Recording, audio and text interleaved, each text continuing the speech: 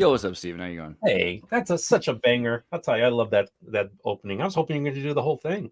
Well, we could, I guess. I could maybe near the end of it, we'll do it again. We'll finish it through. But That sounds you know what's awesome? You know what's rad? what is. Testing all things and holding fast to what is true, right? Uh-huh. And you know what I think kind of sucks is judging people or criticizing people based on the gifts and what God made them, Mm-hmm. who they are, rather than like the choices that they are making and what they're trying to do in the world. Mm-hmm.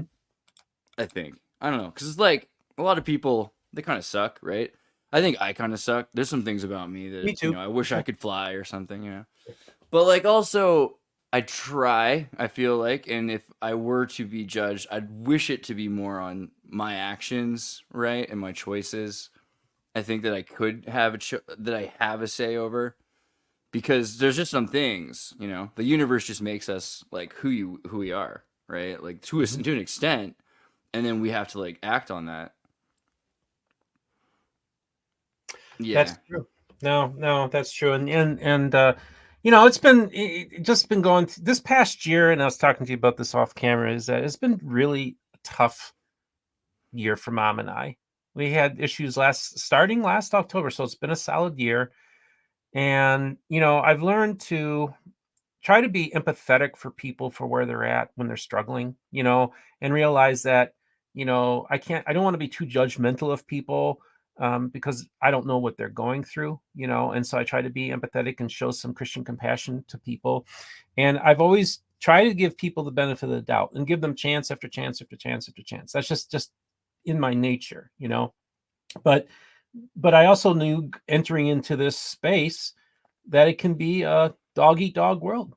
It can be very ugly, and sometimes that ugliness does manifest itself in some very unfortunate ways. And so that's kind of one of the things that been dealing with for the last few weeks now, from fellow podcasters, a podcaster who kind of went after me. And I don't want to talk about it too much, but I know that's one of the reasons you wanted to do this live stream. And but yeah, I Yeah, I just mean, want I to. thought it was crazy. I was like, of all things to happen, like to get. It's interesting because I see YouTube videos all the time. I think it's important to have like artistic expression, and to a level like it's even kind of funny. Like if you were to look at it from a completely outside of knowing people level, like if I didn't know anybody in a video, it's almost like a South Park video. Mhm. So you can see how that could be.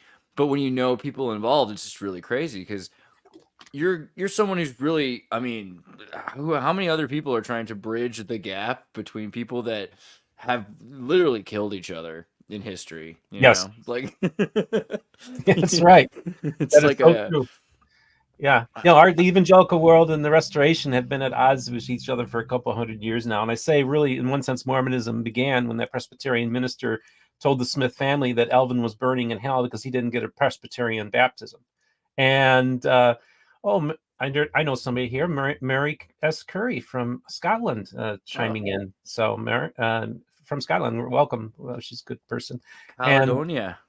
yeah. But so I just, I don't know, man. It's been a rough ride. It's really been rough. We went through 3 hurricanes. Right. I had hearing loss and just woke up with sudden hearing loss with hypoacusis with tinnitus. Physically, this past Tuesday, I went to the Sarasota Arthritis Clinic and had 12 vials of blood drawn from me because they were doing a series of batteries of tests to see what the heck caused this hearing loss, right? And because they think it's autoimmune, they think it might have been. They theorized maybe it was a possible Lyme disease exposure. Turns out it probably wasn't that. Now I think it's possibly maybe it could have been COVID-19. Hmm. Don't know. But yeah, I just woke up one morning with severe hearing loss. I thought it was earwax buildup because I've had that before. But turns out they cleaned out my ears and the hearing didn't come back.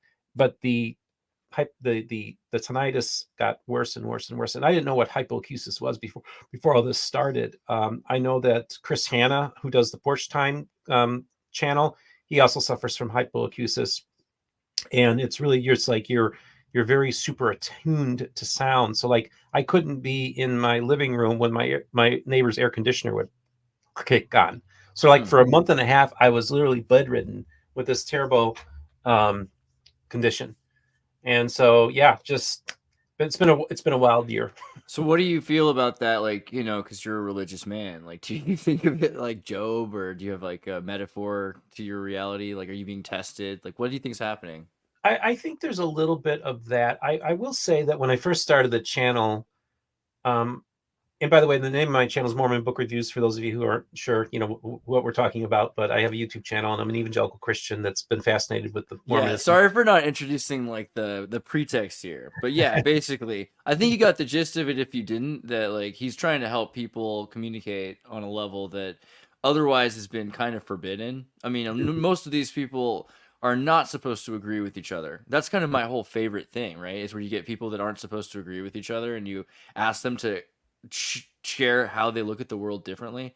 And you've done some amazing work, some of the craziest videos, right? I think that, or even on this subject, on what people are defining as their belief structure, what they believe happens to them when they Mhm. live and when they die, right? These are big conversations that you're doing, and you get a lot. You deserve a lot of credit for that. Well, thank you. Yeah, I think we've really have made some great progress in the dialogue between the evangelical world and the Restoration, and I can know because I have firsthand knowledge of these conversations happening that wouldn't have necessarily happened if it wasn't for the work that this channel's doing. But not only that, but like I'll get scholars who haven't talked to each other in 15 years will get on a Zoom call with me because they trust me. And so I could be Right. like a mediator. I've mediated disputes between other podcasters well I because think they that's how I originally saw you. Actually, it was because you had to do a mediation. I don't even remember who it was between at the time now anymore because yeah. you've done so many, right? Yeah. Yeah. And that's the thing. It's like really trying to have civil dialogue, also trying to model how we can be people who have different worldviews, different beliefs, but we can civilly dialogue with each other while acknowledging the differences, but not using those differences as a means to try to destroy the other person or to try to look. I look at it this way: if your way of evangelizing is that you got to destroy another person's religion in order for them to join yours, that's no way to do it. You know, you shouldn't mock other people's faith journeys. You just need to be where they're at and be respectful of their faith and how important of a role it's played. I've got a good rabbi friend. He calls me once a week. He's counsels me, so I got a rabbi. You know, I mean, it's just one of those things where, Exactly. you know, I love the fact that I have a rabbi that checks on me every week. You know, and he's a very well known rabbi in Latter Day Saints circles and does stuff with Scripture Central. And so it's like, you know, that's really, I think, and to go back, like, okay, Steve, like, do you think this is like a test from God or something like that? Well, I will tell you that when I first started the channel, God told me not to make any plans. Well, guess what? I started making a lot of plans. So the month of April was supposed to be this huge month for me. And keep in mind, in the month of March was the best month I ever had, and partly because I broke the biggest news story in the history of the Restoration, which was the sale of the Kirtland Temple, and broke that story. And think about it, living in a 50-year-old mobile home with his mom in Florida and broke like the biggest news story in the history of the Yeah, Restoration. seriously. And that's because of my relationship I had with John Hychek, who is a Strangite, Church of Jesus Christ of Latter-day Saints, capital D, no hyphen. All right. Right. And he chose to come on my platform first. He went on other platforms, including World Radio and others later that day. But the platform he went to on first that broke the story, and it was the first one to break. I was the only one to put out a video before the press releases were issued by the Community of Christ and the Church of Jesus Christ of Latter-day Saints. For those of you who don't know, the Community of Christ sold, there's John, sold it's the Kirtland Temple and other properties to the Utah branch of the Restoration because of the severe economic situation that the Community of Christ has been experiencing for actually decades now, largely because of not some wise decisions made at the top. Let's just leave it at that. I have inside information about what's been happening at that church, and this was a thing that was decades in the making. So here I am, break the biggest news story in the history of the Restoration. It's my best month ever with views and subscribers. It's just the channel's exploding. Then in the month of April, I'm like, I'm keynoting Thursday night, 7 p.m. at Rod Meldrum's Firm Foundation conference. You know, like I'm on the top billing of the advertisement, sitting right next to Greg Mattson and Kwaku as being one of the key speakers at this thing. I even had somebody pay for my trip. Then that week, I was going to speak on Thursday. Then I was going to fly out to Kansas City to speak at a Book of Mormon rally in Independence, Missouri that Saturday. And somebody paid for these trips. But this whole condition, I realized the day before, I taped an interview with Brian Hales and a few other people, and I realized I'm not going to be able to make that trip because of the sensitivity of the sound that this condition causes me. I was afraid because whenever I fly, it bothers my ears for like 2 or 3 days, and I couldn't have anything else going on up in here. So I had to cancel all my trips. Mm. I was supposed to present in Cleveland, Ohio at the Mormon History Association. I ended up canceling that trip, but I was able to give the presentation via Zoom. But I haven't traveled once. So actually tomorrow I'm getting ready to head out to Tallahassee to go because I'm a private for a private tour of the new Tallahassee temple that's about to be dedicated. And so so that's my first trip, and that's driving. I'm not flying. But yeah, so in one sense, I think I had all these plans lined up, and I will tell you, my phone was exploding. Make God laugh. And then I think God, I tell people, I said, this thing brought me to my knees, but perhaps I needed to be brought down to my knees. Maybe my ego needed to be checked a little bit. Maybe all these other things. So it humbled me. Yeah, for sure. I mean, I've always had that in my head. A nun told me once, if you want to make God laugh, tell her your plans, and I've always thought not to plan, but you can have goals. You can try to have goals, but really goals should be around what is the prime timeline? What is if there's like a perfect way that God wants the universe to go, or like the most effectual timeline, the best way that atoms can react with each other outwards to make the perfect omega point, right? Mm-hmm. What do we do to get to that point? And it's not always that we make a plan and then we follow through on a plan. That seems like often the plan is bent, things are broken, we improvise. That's a major thing that makes us useful. Mm-hmm. But so what do you think you're supposed to do? Do you think you're supposed to be there because to protect your mother? Do you think you have to be there because you have to figure out what God really wants? Is it like as simple as that? Like, what do you? I just live one day at a time, really. I don't try to focus too much on the future. Like I said, the channel was really growing. It was on pace to hit 10,000 subscribers by July. Effectively, because of my condition and the 3 hurricanes, I've essentially had to put the channel on hiatus for about 2.5 months. Right. Like basically, there's which 2.5 totally killed growth. It's totally killed growth in a lot of ways. Yeah, and so I'm just clawing back, getting back getting back. But you're about to go on this huge trip because you feel like you're capable. Oh yeah, I can drive. That's not a problem. And actually, it's not too far from. And I might try to make it. I don't know how long of a drive it would be, but there's this county. It's the smallest county in Florida. It's called Liberty County, and it has the largest percentage of Latter-day Saints than any county east of Mississippi. They make up about 25% of the population. The county's only has 9,000 people in it, but they make up 25% of the population. And Liberty County is, not even 9,000. Wow. It actually, and it's the only dry county in Florida. Of course. Yep. So that is basically most of the businesses and stuff are controlled by Latter-day Saints. So basically, the Southern Baptists in Liberty County, in order for them to get a job, they got to work for a Latter-day Saint. Some of them don't like that. Wow. But it's a really interesting story. And I thought, well, if I'm not too far from there, I think I might just go there and tape a little segment about the most Mormon county east of the Mississippi.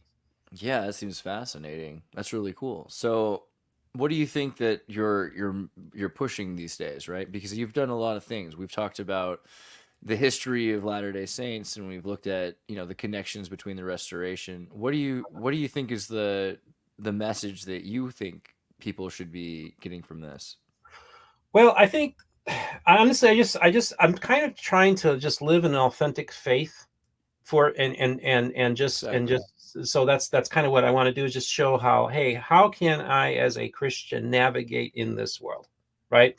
And so part of my faith journey is being documented on this channel. It's part of the documentation of my story, but it's also more importantly to get other people's stories on, undertold stories of the Restoration that people aren't aware of. Like yesterday, I taped an episode with Kevin Kraut, whose father was Ogden Kraut, who was one of the most important fundamentalist writers and thinkers of the 20th century, about Bishop Coyle's dream mine, which is there's this mine that purportedly 2 of the 3 Nephites went to Bishop Coyle and showed him that there's a mine that the Nephites had buried all their treasures in, including lost plates, and Nephite coins and gold. And then also this mountain is full of ore and gold and silver. And basically, when the end of days come, this dream mine will sustain Zion. It will help make sure that while the tribulation is going on, that Utah, at least, or the people who are the dream miners, will be able to weather this storm. And so that's an interesting story. Not everybody knows about that story. I think it's a fascinating story. So also getting other groups on, like the Church of Jesus Christ. They're the cousin, your Pentecostal cousins from Pennsylvania. This is their book. This is their Book of Mormon, and it's really cool. And just to give you an example, earlier this year, I passed this around. The president of the church passed this around, but I had 11 of the 12 apostles. Oh, hold on, 11 of the 12 apostles. Wow. Sign their name and give me their favorite Book of Mormon verse. What? Yeah. Are you kidding me? That's huge. That's and it was the president of the church that went around a flex right there and did it. And so I've had Josh Gailey, who's the son of the president, and he wrote this book called Witnessing Miracles. Historical have him evidence on for the soon. resurrection in the Book of Mormon. He's out baptizing right now, right? Like he's baptizing people, and he even says, "Look, Steve, right. If it wasn't for you, Steve, publicizing our channel, we wouldn't be where we're at." I mean, he's made that very clear that they wouldn't be on Word Radio, they wouldn't be where they're at because of the exposure that I gave the church. So for me, I think really one of the most important things is to get different groups like Matthew Gill. Did you know that there was an ancient plates found in England and recovered by by Matthew Gill, and he translated these plates, and it's the history of the people that built Stonehenge. It turns out they're related to the Jaredites, and they split off from the Jaredites and actually went across the English Channel and founded the civilization that built Stonehenge. And so that's him right there. This is amazing. What? Yeah. This is awesome. Yeah, and I've had Matthew Gill on many, many times.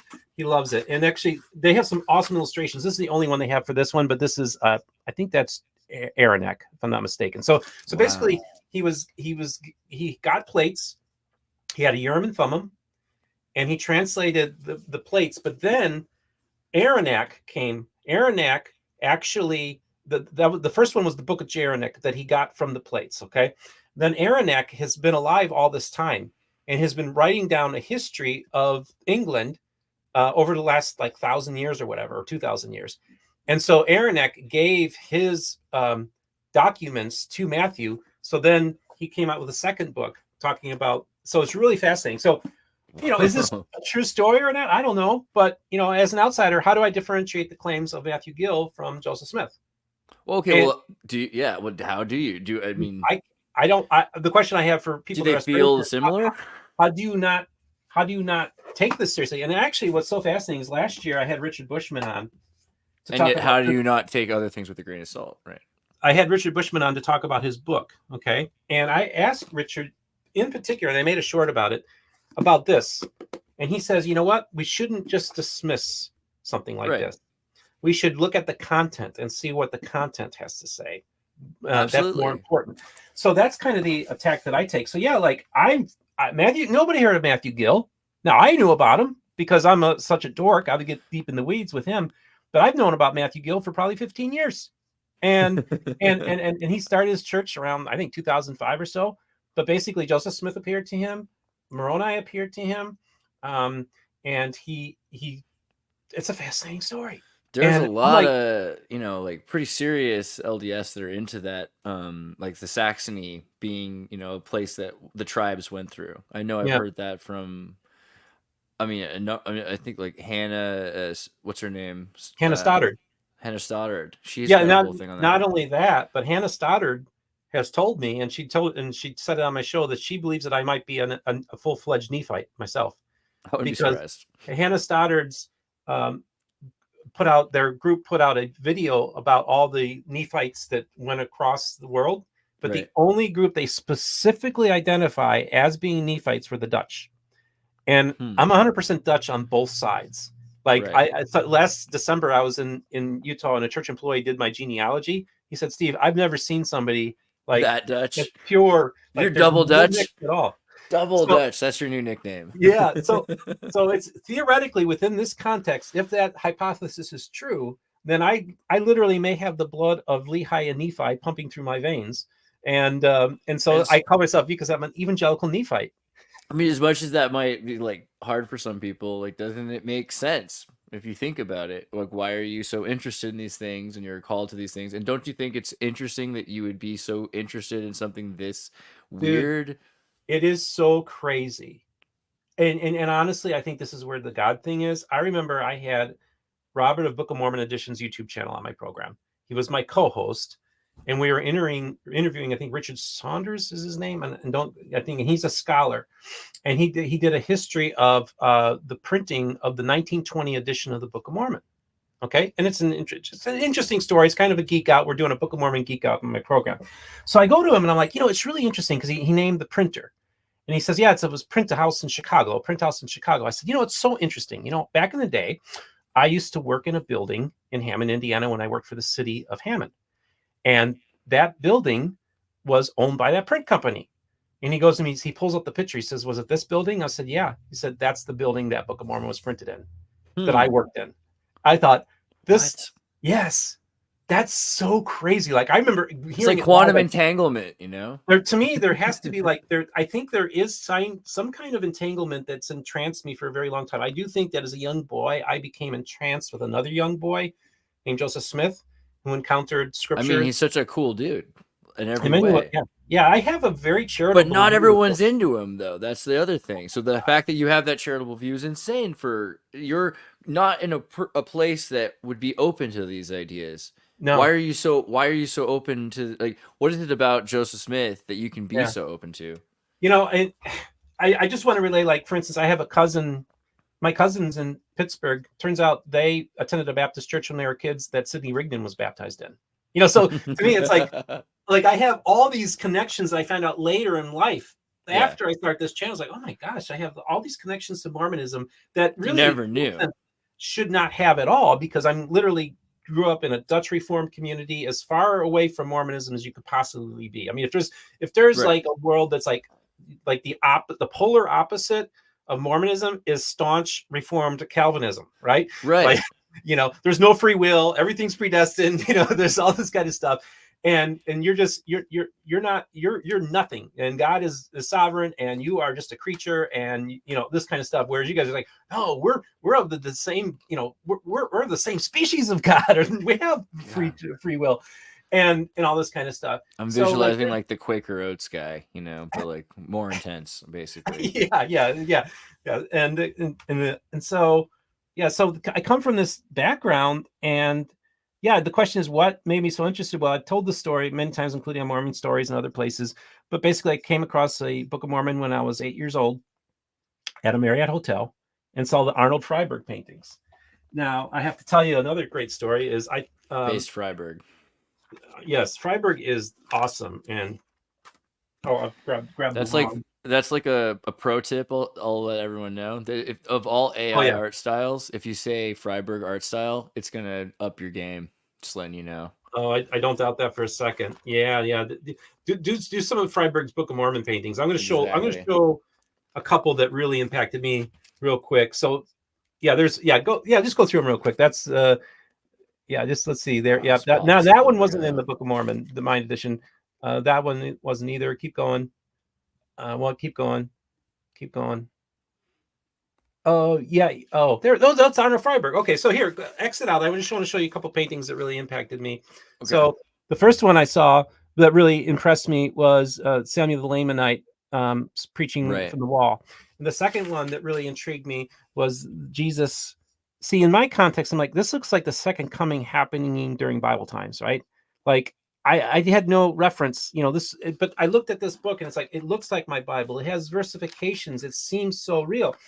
Well, last year when I was talking to Richard Bushman, I told that story to Richard Bushman. And what he told me? He said, Steve, do you realize that those editions, those paintings were not originally meant to be put in the Book of Mormon? The original purpose of those paintings was to reach youth. And he said, and apparently it reached you as an 8-year-old boy. And so to me, it's like, I really feel like ever since my childhood, there's been this calling if Mormon is in my life. And I don't think it's coincidental that during the 200 anniversaries of some of the most important things of the Restoration is around the time that God kind of, I guess, set this up to do this channel in which this evangelical comes from the enemy camp and offers a peace offering to the Restoration. And I will tell you, this has caused there to be a lot of momentum. Pastor Jeff, I got him Jeff McCullough of Hello Saints. Nobody knew who he was before he came on my program. Then David Boyce of 52 Churches. Nobody knew who he was. Now they're both bigger than me, but I was bigger than them when they first came on. And look at the impact those two guys have had. And this was like the first platform to get them known in the Restoration. Both of them were kind of outsiders, and I was able to bring them in one sense to the community and introduce them to the community. And then that was what led for them, to get a lot more connections. And of course, their own work is great and it caused them to do their stuff. So I'm not taking all the credit here. I'm just saying but it's important to show through a heterodoxy of, debate and conversation and discussion that instead of people destroying each other and getting hit with stones, we ended up finding more and more theos and shared lens. Basically, the shared lens is a huge part. I think this is the thing when we talk about theology at all, that just really should mean shared perspective, because we can't see from one perspective everything. That's why the word theology exists. So you're furthering that idea. That's something I feel it's strange that people are so upset about. I don't know. But it's cool also the Freiburg art. I was thinking about that earlier because that hit me as a kid a lot too. That was a major reason that I was so interested. It's such a fascinating style, and I think more people than just us, when you see the Freiburg art, it does something. I mean, it's crazy good stuff, right? Yeah, it is. Yeah. So actually, I'm going to send you something on Messenger real quick because I do want to talk a little bit about some criticism, but I actually want to talk about some criticism that I received from the evangelical world that I think I want to talk a little bit about. And then this is just all spur of the moment, I know, but I think it's actually something I want to send you, and then you can pull it up here. Give me 1 second. I just got to type in there we go. So I'm sending this to you, and I want you to, let's see, I'm almost there. Yep. Okay. So I just sent it to you, and this was a thing that was done last month from Mormonism Research Ministry, and it was a basically. Did you get it? It hasn't come through yet. Oh, okay. Let me make sure I sent it to you. Oh no, I didn't send it to you. I sent it to somebody else. I'm sorry. I apologize. This is some other Andreas. I sent it to my producer. I didn't send it to you. So, okay, Messenger chats, and there we go. Sorry about that, dude. Now it's going through. So I recently, in last September, Mormonism Research Ministry did a piece on me, which I don't think was very fair. And I haven't publicly addressed it, and I'm just going to briefly address it a little bit. It was written by Aaron Shaloff, and we are at some point going to go on a Zoom call and try to mediate something. But basically, I think he just relied on one person's research. By the way, this was published on Friday the 13th. I just had to verify that because I remember it, but I just want you all to know. Yeah. This is a spooky time to post this article. Okay. Yeah, and it was right around the time of my birthday too, so it was a nice little birthday present for me. Oh my. But happy belated. Basically, he went and just did quote mining, looking to take make me sound like I'm not a Christian. Or yeah, it doesn't even sound like you. A lot of these at all. That's the thing. They're taken in out of context. This is like a political stunt. What's going on here? Yeah, it's just like there's just all this weird, and they took out comments that I made, and honestly, I don't know if he used AI just looking for keywords or he just relied on the work of one person. But honestly, somebody could make the same piece, the exact same thing, showing that Stephen is a right winger. Could make another one showing that Stephen is a progressive. Could make another one saying that Stephen is an atheist. Could make another one saying that Stephen is a Democrat, that he's a Republican. In other words, if you want to spin me any way you want, you can, because I'm so broad in the conversations I have, And then even I had Robert Boylan, who attacked me, and he's a Latter-day Saint apologist. So it's the same spirit too, in one sense, and then recently we had this ex-Mormon podcaster go after me. And Andres, I know I don't want to give him too much oxygen, but you said you wanted to maybe play a little clip just to give if you think it's kind of funny because it's like out of context, you can see like why. But you know what? I think it's cool because we're just that much bigger than it. So yeah, sure, let's put it on for a second. Yeah, just for a second. I don't want to give this guy too much. Reviews where a gay dude encounters the restoration. At least 20 people are dead from the latest deadly hurricane here in Florida. I know. Let go and let God. I mean, like, it's like on one hand you have to be like, hey, like I'm so much bigger than it. That's freaking hilarious. But on the other hand, you have to just be like, really, bro? Like people died around you. It's like he's talking about a hurricane. He's talking about a hurricane where people died. So I mean, I get it, and I get it probably more than most people, and I think you do too. Probably only because we've seen so much horrible things in reality. And I don't think everyone's seen that much horrible thing. I don't know. Not everyone's had their world destroyed, I'm starting to realize. So good for you to be bigger than that. But oh my gosh, it's just kind of wow, right? Well, and it's like and Chris Hanna, he said, because this person claimed that he was imitating me. He said he was doing Buddy Cole from Kids in the Hall 1990s, and I was like, I remember watching things. This is like I do love Kids in the Hall, Yeah, definitely Buddy Cole-esque, so he was trying to make it out. So no, that's not. He wasn't trying to imitate me. He was obviously using a very stereotypical gay voice, which I don't really normally get accused of having. So it just was really a weird thing. And so what was so cool was that Friday night, I went and said my piece, but then later on, Radio Free Mormon and Bill Reel, Mormonism After Dark, spent the whole episode talking about it. And then the other night, Chris Hanna and the guys at Porch Time also did like a 3-hour thing on it, and I only watched like an hour and a half. It was getting late, but I just want to thank those people out there who had my back. And then also Jacob Hanshin reached out to me. Had some good talks with him. Mormonism with the Murph. He put these guys publicly, supported me. And so I just want to thank those people who put it out there. And there are many other people too who privately have also, had my back. But yeah, it was just a really weird thing to be basically, and I didn't even have power in my house when this came out. Like it was just like a hurricane and people are dying. It's like the context is really lost on. It was horrible that he released this when he did. And so I was just like, and it was one of the most tone deaf things. Well, my mom watched it and she said it was evil personified. That's how she described it when she watched it. Because this guy brought in my mom. That's yeah. I didn't even want to get to that part because it's just like, are you kidding me? Like, really? That who attacks someone's mother? I mean, I don't want to judge. I just feel like it's just so insane. It's just, and the worst thing is, of course, there's almost always a supplied reason for how that happens to a person, and so that makes you feel even worse to just think that, like, whatever happened to a person that they get to that point. Yeah. Well, one of my friends told me, he says, this seems like somebody who was bullied as a kid and he's taking it out as a grown up. And what's so interesting too is that he started going after a lot of my friends, a lot of people. He went after Jonathan Streeter. He went after Barbara Jones Brown.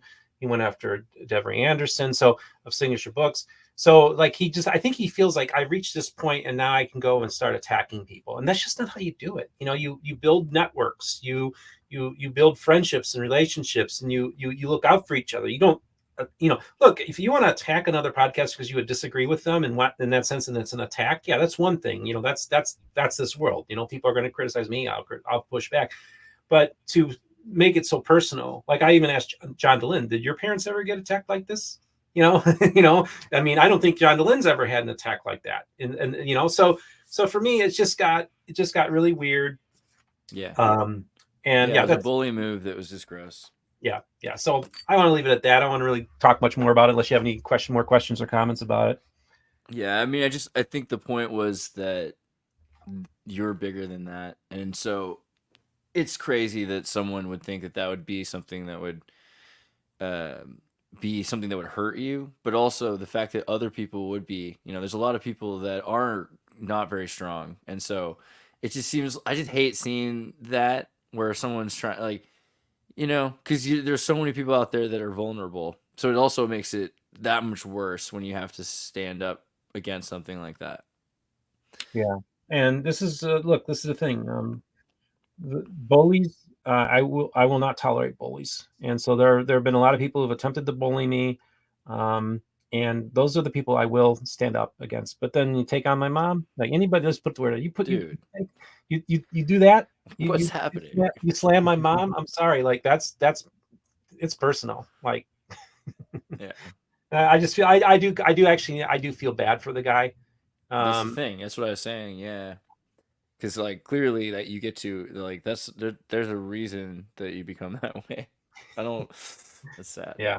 Yeah. It's sad. It's a sad situation, but yeah. So just weathering the storm from critics. And again, if a critic really did their research, really did their work, I'd be like, bravo, good job. Come on my program. Let's talk about it. Like if they did a legit, that's the whole point. Yeah. Steelman. Like, I'll be like, yeah, this is really good. Like, yeah, this is a very valid criticism of me, and I want to have you talk about it. I'm that kind of person, but all the attacks, all of the criticisms that have been thrown at me have always been things taken out of context. And honestly, that video that he shot was a perfect example of that's essentially that is essentially the same thing of these critics and these people that these apologists that to me he did as much. It's the same thing. It's like it's basically like a kind of slandering me. I don't want to accuse him of slander, but I do feel like, yes, you just went mockery. You looked for your quotes to make your point. You weren't interested in engaging me. And what was so funny is the person who wrote that thing, one of those things, he was like, "Oh, let's hop on Zoom now." I was like, "Listen, this is during the hurricane." I said, "How do you not know that I live in Florida?" He said, "Oh, well." I said, "Well, if you did your due diligence as a researcher, you would have known that a hurricane was barreling down on me." Like I said, that's what's so frustrating for me. When I do my due diligence on people, I do my due diligence. I know everything about them, that's publicly available. I have people that research for me. I do my own research. I have files that people send me. So like when I know something about somebody, when I speak, you try not to be wrong about it. Yeah, try to have the data. I've got the receipts to back it up. Whereas this guy is they're just taking quotes out of context and doing a hatchet job on me. So it's frustrating. But as a Christian, I do believe in forgiveness. I do believe in second, third, fourth chances. And so I'm not bitter about any of it. I'm just saddened by the laziness of it all. I just wish people would do better research. People that have research in your name, please do better research. Okay. And last year I went to your place, met with the president of this organization, and offered my help to help them do better research. And instead, the next day they attacked me for attending a Bickertonite baptism. So it's just insane. It's insane. I don't like it. I just wish people would be adults here and not hide behind their keyboards and not want to, like Robert Boylan will not go on a Zoom call for me. It's been 3 years trying to get on there. Aaron Shalafaloff, same thing. Now he wants to go on a Zoom call because he's got his little hit piece he did on me. But before that, he avoided me and kept on moving the goalposts. These are cowards. I wonder what the goal is, what the agenda. I think about their religious calling, why they think it's so important to dismantle your self-realization. What is the benefit to them or God? It speaks to their faith being very weak, that they have to tear down another person's faith to build their own. And when you're doing that, that shows that you're coming from a place of weakness. Right. And I don't know how strong of a faith you really do have.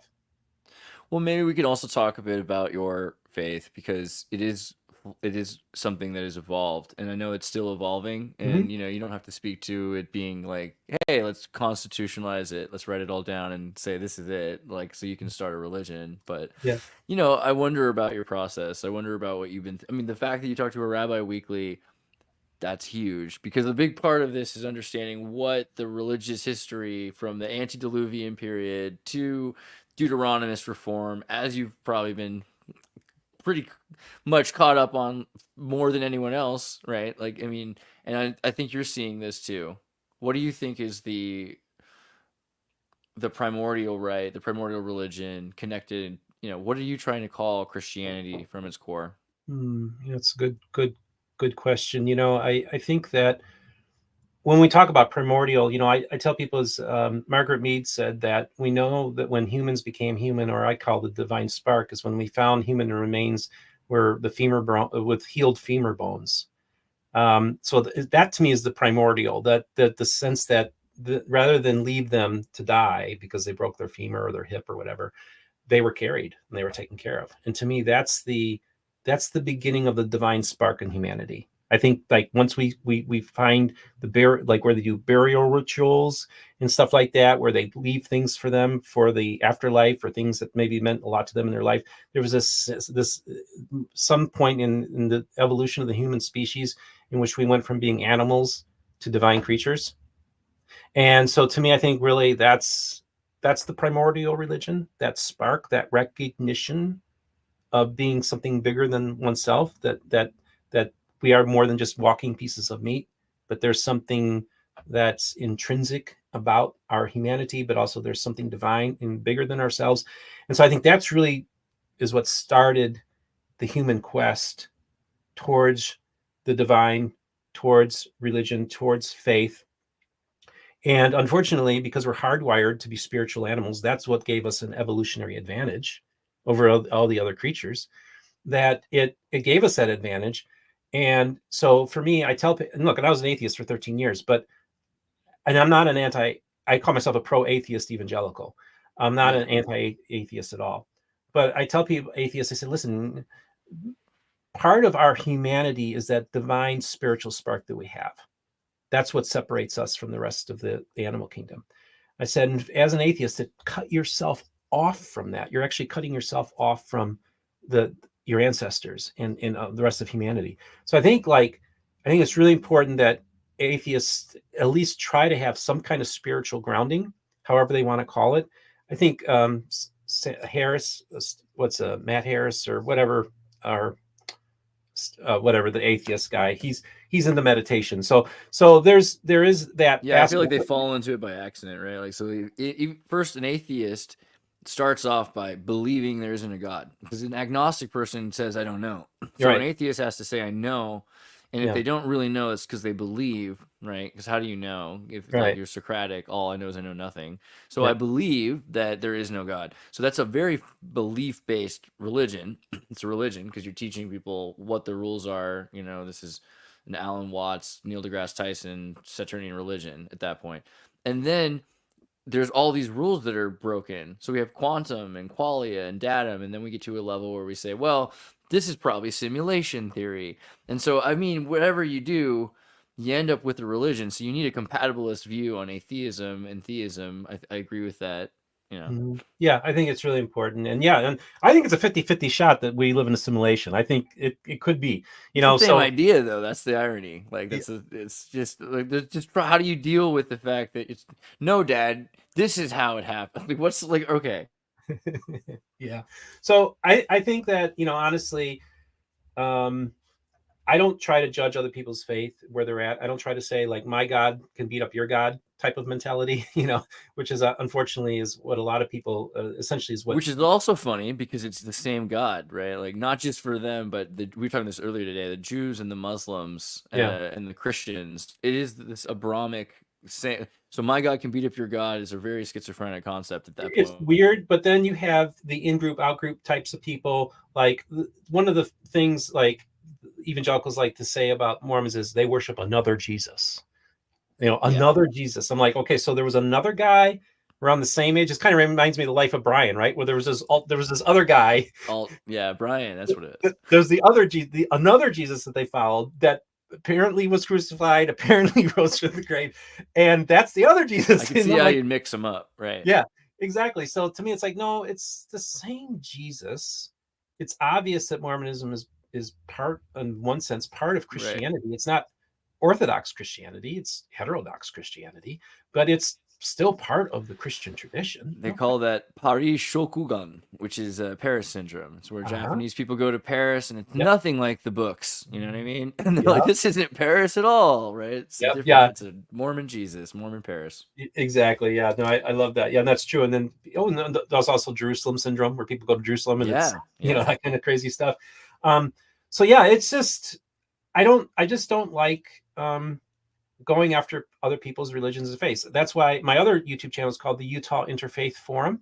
And that's really, honestly, that was the channel that I was going to launch in April, but then but because of everything, it's like I put that channel on the back burner, but we're slowly but surely starting to release some of our interviews on that channel as well, because I really think it's important to take the best of all the different religions and see the positive aspects that it's had on people and talk about those.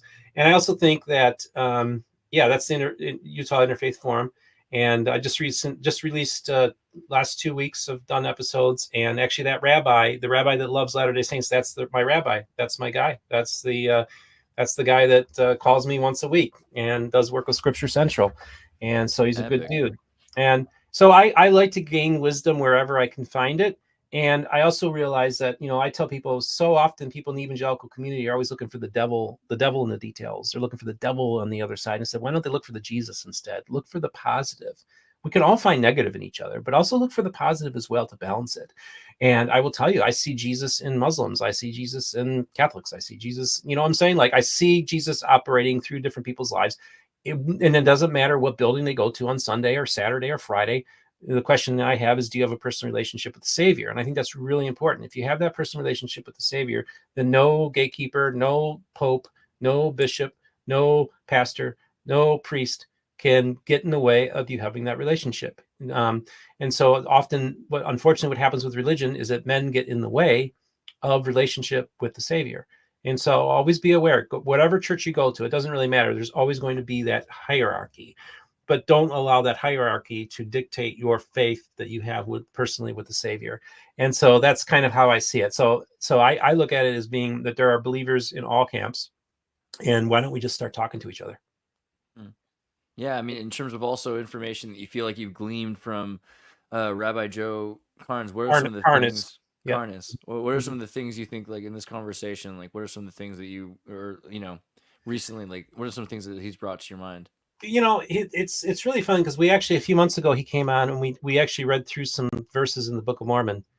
And it was really cool to have an evangelical and a rabbi with our Book of Mormons opened up. And we talked about like 3 different verses. For the first time in history. Yes. And he did a rabbinical thing on the Book of Mormon. And, let's talk like 10, 15 minutes on one verse. Right. So to me, that's interesting. That's fascinating. And Latter-day Saints really appreciated it. And so it's like, I just want to continue to have these conversations with other faiths. I'm well known in the ex-ultra-Orthodox Jewish community. I speak to that community. I have friends there. I have friends in the atheist world. I've had Aaron Ra on my program. I've had the founder of Skeptic Magazine. His name escapes me at the moment, but he's a very famous guy. He's been on many programs. And then I also have, evangelicals on. I have people who were Mormons who converted to Catholicism or converted to evangelicalism. I like to have and this is the thing. It's like my space is the only space where those kind of conversations actually can happen, where a faithful Latter-day Saint will actually watch a Catholic who was a Mormon who's become a Catholic and watch the interview. And also this is the thing, look, I am privy to some interesting stories of people that have recently converted out of Mormonism into another religion. And this person is a fairly well-known Mormon apologist. And I can't give too many more details. We can. Oh my word, really? Andreas. But yeah, and this person reached out to me because actually Jacob Hansen first told me about it, but he didn't give me the name. And this person reached out to me because they've been on my program and told me that they're converting. And this was a person who was like done stuff with Fair Mormon. So that's what you can't even tell me which religion they're converting to? Catholicism. Oh my word. Matter of fact, they're looking to become a Catholic priest. Oh man. Ooh. Yeah, it's crazy. It's crazy. So those are interesting stories. And again, most of the stuff that happens doesn't make it's not public. So people tell me these stories. I have a lot of background. And even John Dillon told me, he says, you have way more connections in this world than I do. Now think about this. I started this channel like a little over 3 years ago, didn't know a single Mormon, right?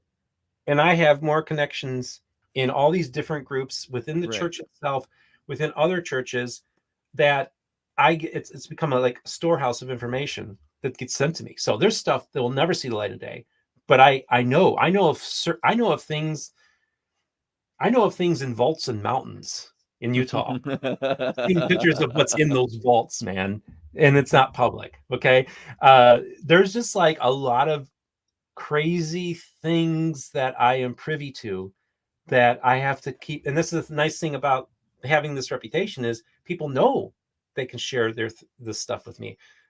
BYU professor can let down their hair when they're around me, if you know what I'm saying. Like they feel comfortable having conversations with me they wouldn't necessarily have with another member or even another person in the faculty, but they'll have them with me. And so I have all these great connections and have my pulse, just checking the pulse of all these different groups. And like, for instance, I broke the story, of course, with the Kirtland Temple sale, but the day before the Community of Christ named their new prophet, I went on my channel and announced that they were going to name their prophet the next day. So I had the connections in that church too. So it's like, that's what's so fascinating, is to be somebody who nobody knew who I was 3 years ago. I didn't know a single Latter-day Saint. Within a year of me starting my channel, I'm on Mormon Stories for a full week. And again, I think it is God. And it was so funny because when I first started my channel, I remember I had like 23 subscribers. And I'm talking to John DeLynn on Reddit. And then the next day, Sandra Tanner makes a friend request to me. And I thought, wow, this is crazy. Like imagine starting a podcast and you have like 20 listeners and you're talking to Joe Rogan, and then just a few months later, I'm having lunch with John DeLynn, and just to see where this happened. And some people even said that, in one sense, I'm kind of a trailblazer, because I think I show that you don't have to have all these connections. You don't have to witch burn either, though. That's the big reason you're growing so fast, is you don't burn. You can live in a mobile home in Florida with your mom and be able to book like the who's who. Like, I'll put up my guests over anybody else's. Like the people that we've had on this program, it's really remarkable. And I hate to brag, and I really hate to talk about my channel too much, but sometimes it's awesome. I have to pinch myself and say, is this real? Like, am I dreaming? Like, how is this even possible that this has happened? Well, I think also, though, again, because it's like, again, with you don't do the witch hunts, right? And they're even in that group of people, like, because I think we know some crossover back and forth. Some of them are witch hunting each other back and forth a little bit, maybe not always like to the most extreme level, like we talked about earlier. But the tension between the Heartlanders and the Mesoamerica, that's people, a great example, actually. Oh my gosh, I had Ed Goebel on my program, who was the man who actually was the person that actually invented the Heartland model, was Ed Goebel. All right. And he's been on my program, and he co-wrote, his first book was called This Land with Wang Mei. And Ed basically established it. Well, he told some stuff on my channel of what they were doing to him at Fair Mormon. Oh my gosh, even at the beginning of the Heartland stuff, they were trying to sabotage that thing from the very beginning. Yeah. So he came on my channel to tell his story. And what's so interesting is this guy's no longer a Heartlander. He's actually kind of does a hybrid where he takes both in the Heartland and the Mesoamerica models and meshed them into one. But that's another interesting story about the virulence there is. And it goes both ways, but I will say that it was the people at Fair Mormon and that crew that started it. And I mean, there's a lot of BYU push for Mesoamerica, because the Mesoamerica is money. There's money in the Mesoamerican model, and there's like reasons to be down there. Like they continue to do that, even if there's reasons to do it in the middle of the Midwest. Like the Heartland model is not as romantic, maybe for some reason. It's not as expensive or something. There's definitely less money in going to Wyoming or Minnesota to look for things that are probably there, right? It also then complicates things, because then what is this big argument? Like originally I was going to talk about like DeLynn and back and forth, the anti-Mason, I'm sorry, wow, that kind of vibe, but for the Mormons and the anti-Mormons, vice versa. This is actually more interesting. Your point is that even within one group, there's nuanced hues of hubris, and that the Mesoamerican model for the Mormons has somehow usurped any allowance to search for the Heartland model. Because where's the Heartland model? Well, that's where the Strangites are, or that's where there's the split off of the church, right, that no one wants to talk about. Yeah, it's interesting, and again, the Heartland model is growing a lot of momentum. As a matter of fact, this weekend is the Book of Mormon Expo that Rob Meldrum does every year. It's right now going on, and it's growing, and there's a lot of resentment towards it. And this is the whole thing for me. It's like, if it was the opposite way and the Heartland model was the dominant narrative, then I would have people from Meso come on my program. Now I've had Meso people Also, come on. Brent Gardner's been on, and others. But yeah, it's just like there's a real intensity there, and again, to an outsider atheist, right? Like an atheist looking at this whole thing, it's like, well, they're just arguing over where Lord of the Rings took place, right? That's how they see it, right? And so it is a fascinating thing. And so for me, it's also just I learn about my own faith a lot from observing the Latter-day Saint faith too. Yes, Starduster. Pynakker is a small village next to The Hague in the Netherlands. That is absolutely correct. And one of my dreams is to one day get out to the village of Pynakker. And I always wonder, like, hey, I'm Steve Pynakker. And they're like, stone him, or something like that. No. They should buy you a drink, I think. Yeah. But yeah, I've heard, we've known that for years. And many people throughout the years have reached out to me about that as well. So yeah, that's my dream, is to one day get out to that village. So that's pretty rad. So I mean, but you also take things, like you said, kind of for like you believe kind of in a more sapient evolution, which is completely compatible, by the way, with the LDS Church. Like they've said they're okay with that. Mm-hmm. But is that kind of you see things as kind of a natural progression? More, you talked about like atheism, even maybe Spinozan. How do you think of consciousness and our connection to this thing? Like, what do you, at this point, do you formulate it that we have a relationship with something that's sentient, or is it more that we are collectively the self? Like, how do you feel about it?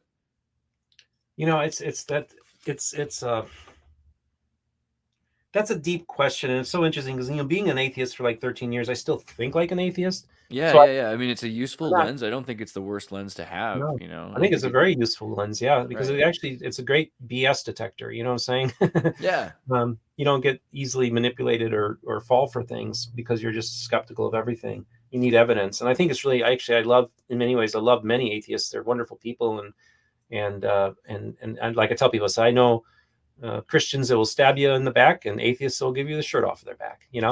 But what is consciousness? What is the divine? How does the conversation even look like? Like I don't directly hear from God per se, but I do feel like he does say things to me at the same time. Like when I said earlier, like God told me not to make any plans.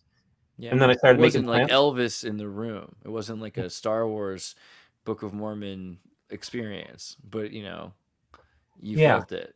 I felt something things like that. Yeah. And it's weird because like I still, my prayer life isn't what it used to be because I kind of even am skeptical of the efficacy of prayer, right? But I do pray, but I don't I still am a critic, very skeptical, like that it actually works. Yeah, right? How do you pray? What's your prayer like? Is it? I don't pray as much as I probably should, but I do. I guess I look at prayers more being just a conversation with God. It's not very formal. It's always just kind of and when I was younger, I used to talk to God all the time. Totally. Like I was like conversing with God all the time. And then when I became an atheist, it's like it changed the relationship. And I don't know if the relationship will ever be the same again. If that makes sense. Have you seen Fiddler on the Roof? Oh, when I was a little kid, like a long time ago. Yeah. Rewatch it because the whole time he's constantly, he's talking to God. He's like, "Could you really make it any harder for me? Like, why would you do this?" And I feel like maybe you can still have that relationship, where you're like, you can be a little bit more horizontal than you think. I think so, and honestly, I think that's the Jewish conversation with God. I respect it. I do too. I like how, even in the Bible where they negotiate with God, right? And I like that. I like that kind of conversation. So there are times when I'll be maybe pissed at God, about something. And I think it's a very human thing, but I think it's part of that conversation. Like I think that's good to have that conversation with God and to treat him as an adult. And, and also, like if we're going to hold our other humans to account for things, then, I say, like it's a legitimate question. I mean, Childhood if we're worrying cancer, about, like childhood cancer, really? Like, yeah, you're cool with this, right? I mean, even just if we've got people that are worried about whether it was a political party or a corporation that created the weather for a hurricane, like that's become more reasonable to ask than whether it's an act of God, Hmm. And so we have to wonder about that. Why is it that so much free will is allowed, that so much suffering is allowed, right? What is the point of all the suffering? Yeah. And that also, I mean, there is Buddha, yeah, suffering that just is not. There's no purpose to it at all, just for suffering's sake. And yeah, those are the things I struggle with, dude.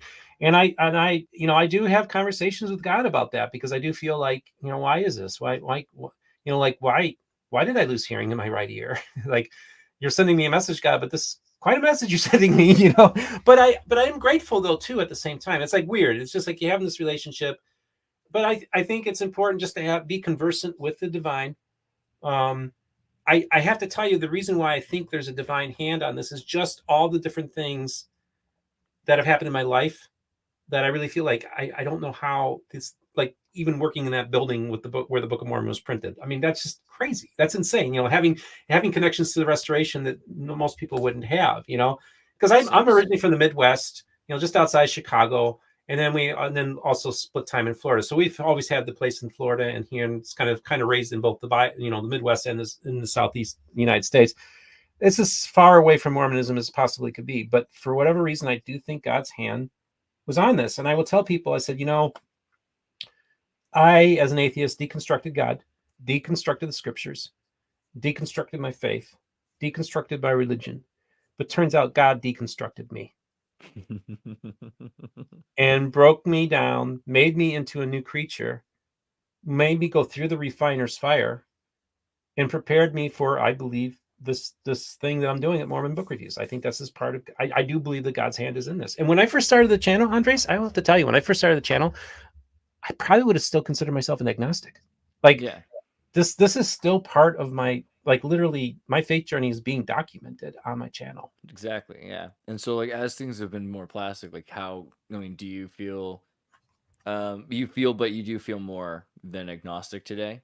Yeah, I would say, I guess you could almost call me an agnostic Christian, which is an I don't know Christian.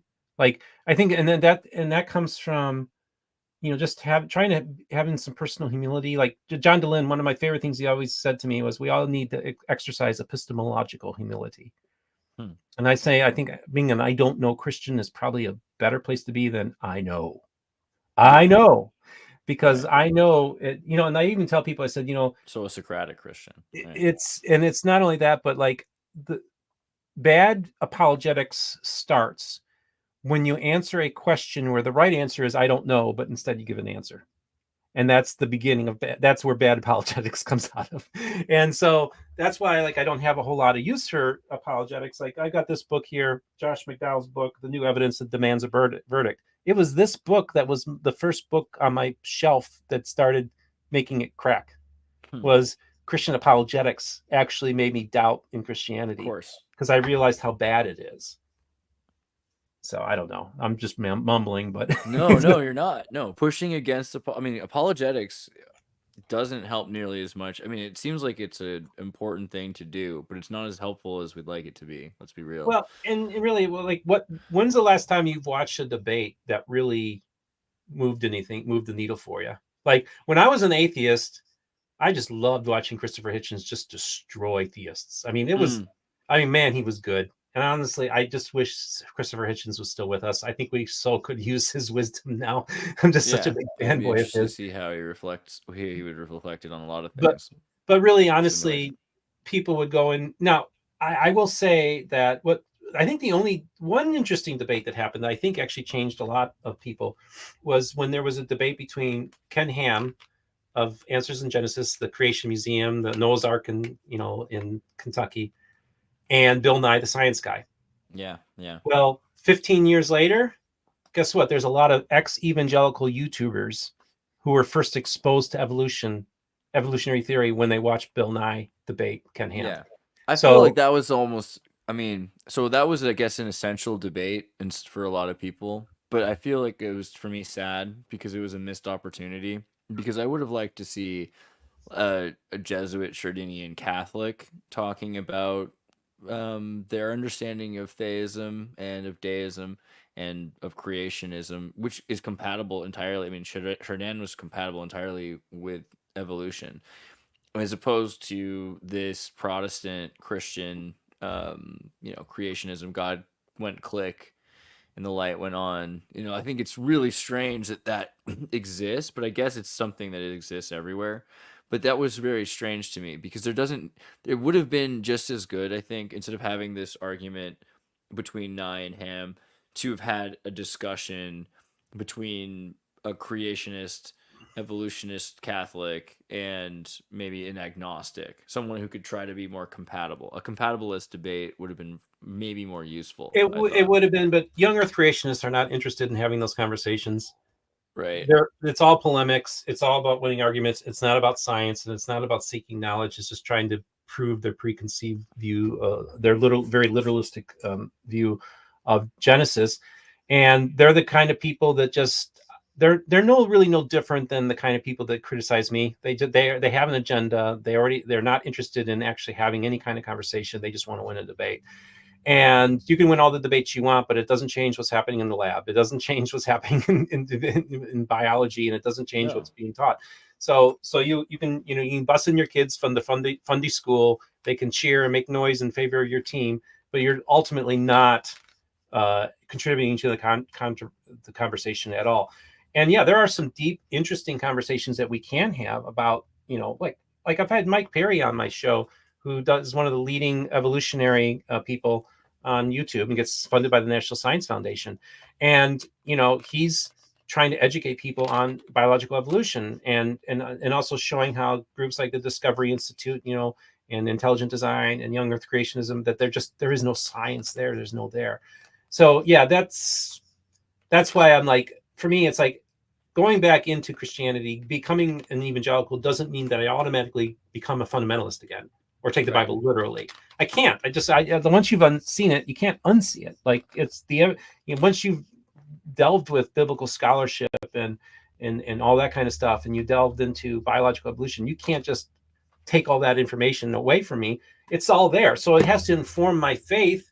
And I'm going to paraphrase a Buddhist statement. It is that true religion is a right relationship with reality. And I think that if you don't have a right relationship with reality, then you actually can't have a right relationship with the divine. And so I think it's really important to be and not fall for all these things that are out there. And there's a lot of people that are manipulating you, using your fears so that they can gainfully profit from you, take advantage of you, get your vote, whatever it is. They're going to. Yeah, and that's really, I think it's important that people be aware that that's what's happening to them as well. And I just grieve for the place this country is going. This election is 2 weeks from now, and I think it's lose either way, no matter what happens, right? Yeah, except for me because I can fly away.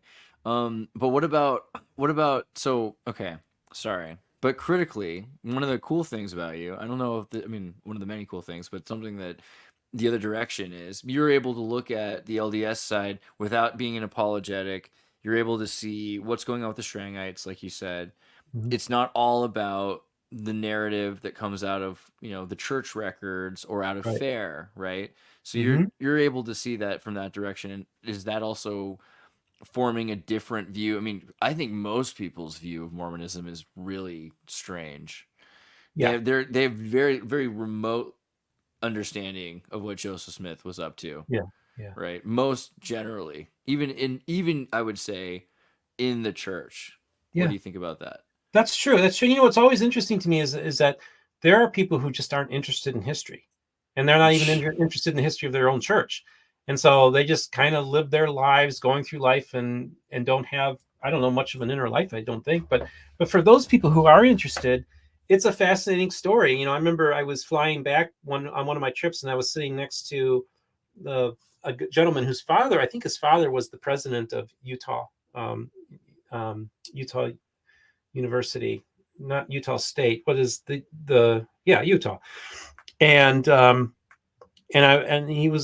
he's kind of been having a faith crisis type kind of thing, and he was asking me questions about his religion that, you know, he, like, people learn about Mormonism from me. Mormons learn about Mormonism from me, right? Like they and he just goes to me, he says, Steve, what is one thing I don't know about my religion that you'd like to tell me? Amazing. And I just go to him and I said, well, did you know that Joseph Smith and Hiram were drinking wine the night before the martyrdom? He starts laughing, says, you know, I probably would too if I was in their shoes. But he just kind of laughed about it. But it's what's so fascinating is when every single Mormon missionary that has served the Lakewood Ranch Ward over the course of the last year and a half has been to my home or I've taken out for dinner. And one of the first things they do is they make a beeline for my bookcases. And every Mormon missionary gets now from me a pocket edition of the Book of Mormon from the Bickertonites. Oh man! So they get to learn about another group that believes in the Book of Mormon that's not connected to them at all, you know. And so I think it's really important. And this is a red letter edition of the Book of Mormon. So here's like 3rd Nephi, and boy, that's just full of red. So all the words of Christ are in red. It's a great edition of the Book of Mormon. This is a great church and great people. And so Alice Cooper's was a member. Yes, Alice Cooper. Now, one of my goals is to get Alice Cooper on my channel. I know people who know Alice Cooper. You sure do. Yeah, and so I've been trying to get him, but he's almost impossible. But I'd love to get Alice Cooper to come on because his grandfather was the president of that church. That's right. And his father was a 70 in that church. So he was plugged in that world. And now he's actually an evangelical Christian. So he went from Team Restoration to Team Evangelical. Well, but his wife is Catholic, right? So he's got some kind of Catholic ties too. He attends an evangelical church in Arizona. That much I know. So yeah, that's just a great story, a great church. And so for me, it's like not only trying to educate Latter-day Saints about the history of their own church, but also educate Latter-day Saints about the other manifestations of the restoration, the other voices, and get them to talk to them. So when I had Becky Tarbuck on from the Church of Jesus Christ to talk about the Songs of Zion, a supernaturally created hymnal that was like supernaturally downloaded into this woman who couldn't sing, couldn't carry a tune, couldn't read music, but she would have everything downloaded into her head, and she would sit there with somebody on the piano and get each note to do each note and literally create 239 hymns using this process, essentially very similar to the way that Joseph Smith was able to translate the Book of Mormon. And I'll tell you what, I heard from a lot of Mormon feminists when I had Becky on. All these Mormon feminists want to know about this supernaturally created hymnal by this woman in the Restoration who was receiving revelation. And which was completely normal, it looks like, before 1850. Yeah. Oh yeah. Yeah. No, before 1844, it was normal. Yeah, there was a lot more freedom, if you will, within the Restoration. And then it became more institutionalized, let's just say. People don't realize that the Relief Society, I think up until the 1930s, was independently governed by the women. Like, it was their own thing. Like, the men had no control over it. The women ran the show. So women had a lot more freedom and a lot more power in the church. I know that they were healers. They were female healers. That I know that many of Brigham Young's wives spoke in tongues. Many of Brigham Young's wives, they would do prayer circles and they would do healing services. They would be speaking in tongues. So women had spiritual manifestations in the 19th century church and into the 20th century. And they still do, but it's become more priesthood oriented and become more patriarchal. And so that's kind of what's happened in the church. Again, I find it an interesting development and evolution that's happened, but we see it in all churches. Many Pentecostal and charismatic churches had women start them, and also the Seventh-day Adventist Church was started by women. Right. But 99% of the time, the men clamp down and take control of those churches and don't have women have leadership. So it's very common. Yeah, it's crazy.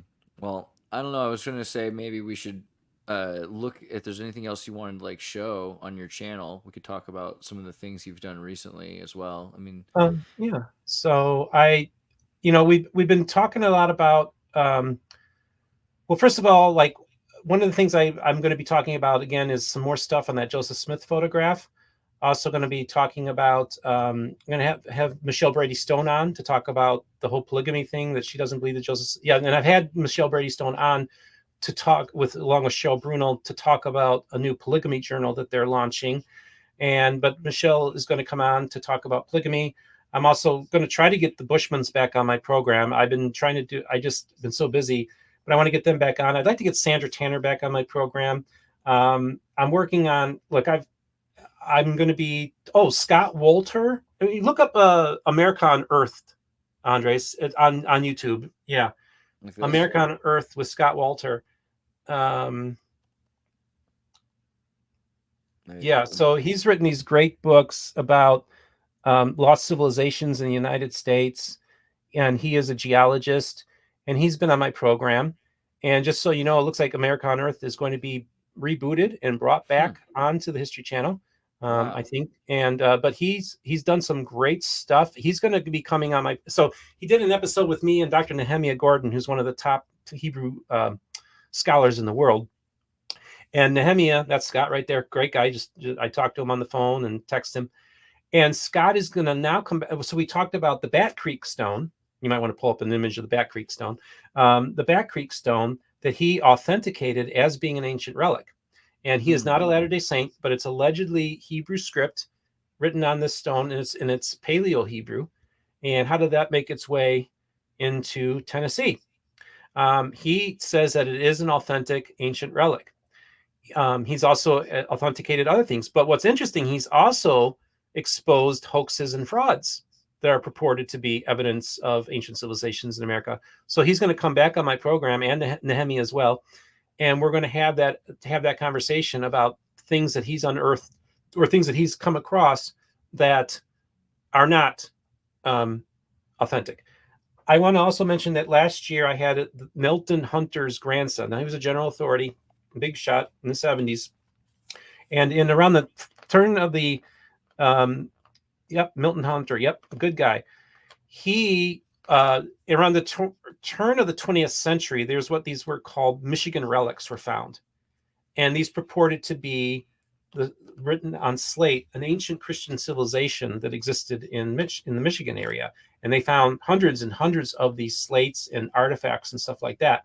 Well, I had Milton Hunter's grandson on last year, because what happened was he obtained that entire collection, which I think was at Notre Dame University. That's his grandson right there. He actually created that using AI himself. Nice.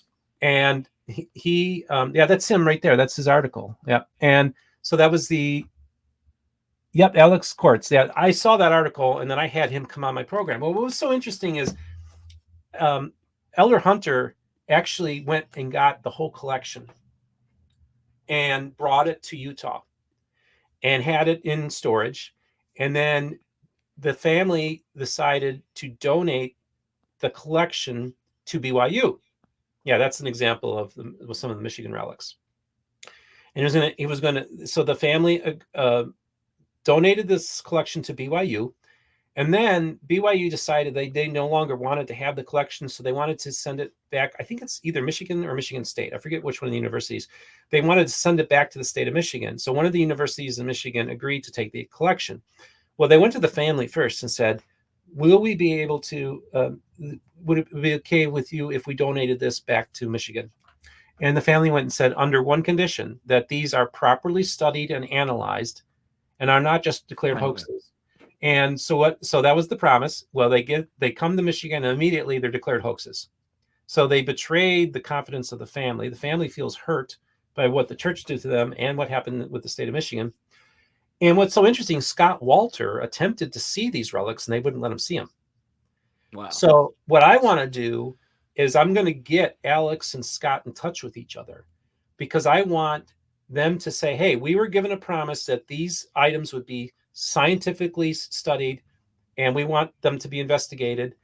And I thought it would be great to have Scott Wolter to be that person to try to authenticate whether they are or not real. That's, the consensus is that they're hoaxes, right? But that's what the scholarly consensus is. But Scott wants to look at them himself, because the scholarly consensus was that the Bat Creek stone wasn't I mean, if he's not allowed to see it, then I wouldn't believe that they were hoaxes. It's way weird. I mean, yeah, I would be very skeptical. But I talked to Alex on the phone the other day. I said, listen, I'm going to be having Scott on to talk about, some frauds and hoaxes, but he's never had a chance to actually see the Michigan relics. Now, Scott Walter has seen the Burroughs Cave stuff in Illinois. And Wayne May uses a lot of those things. Scott has investigated a lot of different, I don't know if Scott has seen anything from the Brewers Cave in Manti, Utah, which is allegedly there's two mummified Jaredites with red hair and plates. And actually, I know one of the churches in the Restoration, a fundamentalist group, actually translated one of the plates, was translated by the prophet. So I would love to get Scott plugged into this world where there's a lot of people like Ancient America Magazine, Wayne May. They're putting out a lot of information. I'd love to see Scott look at some of this stuff because he has authenticated some of this stuff, but he has also shown that that there are fakes out there too. Yeah. Now it's really fascinating because Paul R. Cheeseman was the church's go-to man in the 70s and 80s to investigate any claims of plates or any claims of ancient relics. And actually, there was a story in the 1970s where in England, where these two missionaries knocked on the door of this man, and this man said, "My father told me to share this with you guys to Mormon missionaries they ever come here." Well, allegedly, this guy's father found golden plates in Mesoamerica and had them in England, and so this guy shared the plates with the Mormon missionaries, and that family ended up getting baptized into the church. Well, I think it was Paul R. Cheeseman and others. They're the ones that investigate. They took those plates. Those plates, I believe, are in the church vault, or the president's vault, somewhere in one of their archives. And they later found that these plates were not authentic, and the guy admitted to doing a hoax. But Paul R. Cheeseman, so he was the church's guy. He wrote a book in the 1980s that I found at the Lake County Public Library and read through. I'd love to get back up there and see that book again, where he authenticates those Jaredite mummies and plates as being authentic. And this is somebody with the church. Wow. So I'd love for Scott to look into the Brewers Cave. I'd love for Scott to, look into some of the claims of finding. I'd like, there's other groups that claim they found plates. I'd like Scott to look at those plates, and other things. And again, Scott has no dog in this fight. As a matter of fact, he's a Knights Templar. He's actually very involved with the Knights Templar, and actually has some interesting stories to tell about the Knights Templar that he's told me off the record, which is really fascinating. And he's actually been able to see things that aren't public. So that's kind of he's an interesting dude. So yeah, that's another thing. And I know this Scott Walter would be somebody that would be of interest to your audience. And so that will be something we'll be taping next month, mid November. Epic. And always working on stuff. My phone could ding 5 minutes from now and it could be a breaking story. That's what literally happened with the Kirtland Temple. Well, I'd like to get some analysis going sometime with you and we have a friend, Paranoid American. I don't know if you've heard of him. He does all these interesting comic books and chick tracks. And so he's been doing some look at some things like the Salamander letters, where I'd always just kind of let it go as like a whatever. But like look at this chick track he made about MK Ultra. I love it. It's $5 and it tells you everything you need to know. But he also made one about NASA, which is pretty cool. And this is like the Kubrick. Kubrick was approached to shoot the moon landing, but he demanded it was shot on location kind of comic. It's pretty great. Exactly, I love it. All kinds of cool stuff. And I was raised on chick tracks just as a kid, so that's right in my That's the thing. He's like he's doing the Titanic chick track. Like if they sunk the Titanic, why would they? And the Satanic Panic chick track. I mean, I think the Satanic Panic chick track is going to be pretty great. Like how that happened in the 80s. We all lived through. Yeah, some interesting stuff that I don't think kids today would understand with the Satanic after-school daycare centers. I think today it's a little different than it was. But we were talking about the Salamander letter, and I never approached it from any other perspective than it's a fake, it's a forgery. But there's just such an interesting conspiracy theory that there's more to it than that. So that would be fun to invite you to do at some point. We could have a conversation. I'd love to have that conversation. I love a good conspiracy theory. Exactly. You're open-minded, I'm very open-minded. Yeah. And I don't, there's some crazy shit out there, but it's still interesting just to speculate and have fun. Like my friend Dr. Kyle Bashirs, who's a evangelical pastor who's also a Mormon scholar. He says he's somewhat much like me. He calls himself a connoisseur of conspiracy theories, and I like that. That's a good term to use. It's pretty legit. Everybody, make sure you go to mormonbookreviews.com, but also through the YouTube, and subscribe. You can also get some merch. I didn't even see this. What? I can get like a car cover? That's pretty cool. Yeah. Sweet. Yeah. So that's my YouTube channel is Mormon Book Reviews, mormonbookreviews.com. And we have fun over at MBR. A lot of stuff. I think my store might not be there. I think there's something messed up with the payment thing. I got a notification from the other day. I haven't fixed that yet, but so you might not be able to purchase anything at the moment. But yeah, just having all these interesting people on, having interesting conversations, talking to atheists, talking to Christians, talking to Latter-day Saints, streaming live with a Mormon time traveler. I mean, right? Something to do. It's what's so awesome about what we do. So yeah, I really appreciate you, Andre. You're an awesome human being, and I want to thank you so much for allowing me to come on my program and allowing me to, share this platform with my my audience as well. We don't normally do this kind of thing at MBR, but I want to eventually get StreamYard and do more things like this as well, because it is fun just to be able to turn on the camera and start talking. It's pretty practical. Yeah, we'll be doing a lot more stuff. Everybody, make sure you subscribe to Mormon Book Reviews, and thank you for being here with us. And Stephen, you're one of the best. Thanks, boss. I count you as a friend. Hey, we got to do the song at the end, right? I'm going to do it right now.